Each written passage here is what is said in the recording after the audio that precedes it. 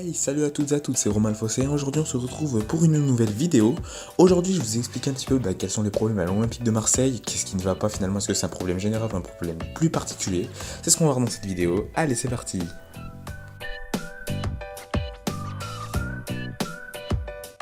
Nous allons aller point par point. Nous allons commencer par Rudy Garcia. Rudy Garcia est actuellement le coach de l'Olympique de Marseille. Voilà, déjà c'est la troisième saison, la première saison compliquée, la deuxième qui était très bonne et la troisième qui commence très mal. Beaucoup de défaites, notamment contre le Paris Saint-Germain avec un dispositif un petit peu particulier. Quand on voit notamment la déclaration de Bounassa qui dit qu'ils n'ont pas travaillé les phases offensives à l'entraînement, ça peut être clairement inquiétant. Finalement, quand on voit également à la AS Roma la dernière saison qu'il a faite, on voit que le directeur sportif, il me semble, a été vraiment content de l'avoir viré, c'est dire le problème, il voulait même le virer avant finalement, et il a eu des regrets. Y a-t-il peut-être également une lassitude de la part des cadres, notamment Dimitri Payet qui est très tendu en ce moment, je trouve. Donc voilà. Tactiquement peut-être, quand on voit également Luis Gustavo en défense centrale, alors qu'on sait très bien qu'il ne veut plus être en défense centrale, ça pose également problème. Qu'on voit Camara qui joue pas, Adil Rami qui a des problèmes en ce moment, ça se voit très bien sur le terrain, qui n'est pas au niveau, qui joue encore, Amavi également très mauvais, voilà, c'est tout ça, c'est tout ce qui englobe un petit peu la gestion de Rudy Garcia.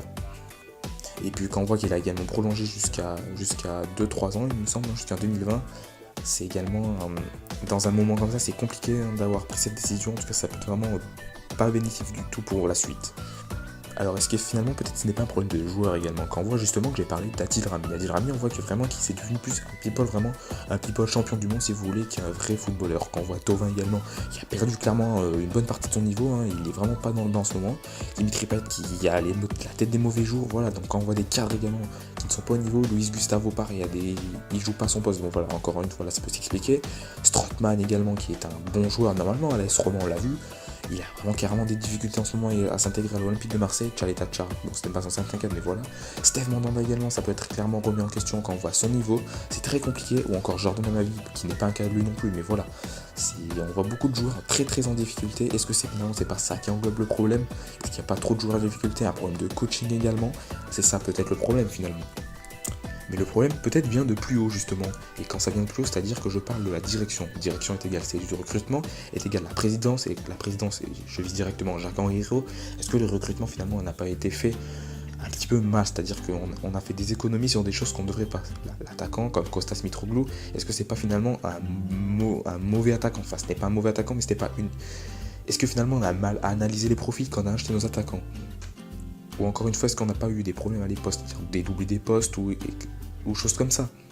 Est-ce que finalement on n'a pas mal misé sur certains joueurs qui n'étaient pas finalement compatibles avec notre effectif? Je pense à Valère Germain qui est fait pour jouer avec deux attaquants alors que l'Olympique de Marseille joue très régulièrement avec une pointe en attaque. Kostas Mitroglou est fait pour jouer dans une équipe qui domine vraiment son championnat, comme le Benfica Lisbonne où là il a été très bon. Il a fait son passage à Fulham où il a fait un flop total justement car Fulham n'est pas une équipe qui domine son championnat. L'Olympique de Marseille c'est également peut-être la même chose et le problème vient vraiment de là.